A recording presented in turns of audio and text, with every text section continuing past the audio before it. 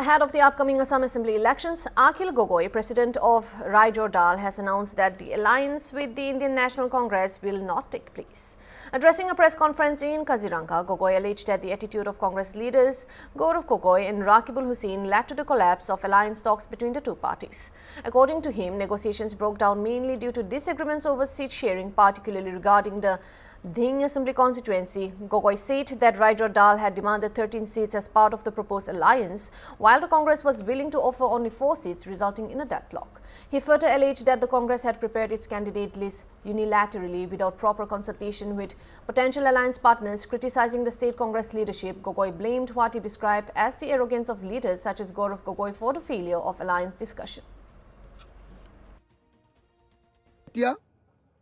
চাৰিখন বন্ধুত্বমূলক আসনৰ এখন ঢিং আমাক পোনপটীয়াকৈ এৰি দিলেই আমি সকলো ত্যাগ কৰি মিত্ৰতা কৰিবলৈ প্ৰস্তুত আছো বুলি বাৰম্বাৰ আমি জনাই আহিছিলোঁ। কিন্তু গৌৰৱ গগৈ আৰু ৰকিবুল হুছেইনে ঢিং আমাক এৰি নিদিলে। আনসকলে এৰি দিয়াৰ পক্ষপাতি আছিল যদিও আনকি এআইচিচিও আমাৰ সন্মুখত ঢিং এৰি দিম বুলি ঘোষণা কৰিছিল। ক'বলৈ গ'লে ৰকিবুল হুছেইন আৰু গৌৰৱ গগৈৰ আকুৰগুজালিৰ বাবে আমাৰ এই মিত্ৰতা ভাগি গ'ল। আমি কৈছিলোঁ সকলো মিলি কংগ্ৰেছৰ বাছনি, ৰাইজৰ দলৰ বাছনি আৰু বন্ধুত্বমূলক 13খন আসন আমি 13খন আসনৰ পাছত অতিৰিক্ত আন 2খন আসন লৈ আমাক 15খন আসন দিলে হৈ যাব। কংগ্ৰেছে যোৱা 6 মাৰ্চত কিয় মিত্ৰতা ভাঙি দিলে? আমাৰ ৰাইজৰ দলৰ ইয়াত কিবা দুখ আছে নেকি? আমি স্পষ্টতাৰে কওঁ, আমি উদাৰ আছিলোঁ আৰু কংগ্ৰেছৰ সকলো উদ্ভট কথাবাৰ্তাত আমি মিত্ৰতাৰ স্বাৰ্থত সদায় সহ্য কৰি আহিছিলোঁ। কিন্তু কংগ্ৰেছে আমাক আত্মসমৰ্পণ কৰাব খুজিছিল, আমি আত্মসমৰ্পণ কৰিবলৈ সন্মত নহ'লোঁ।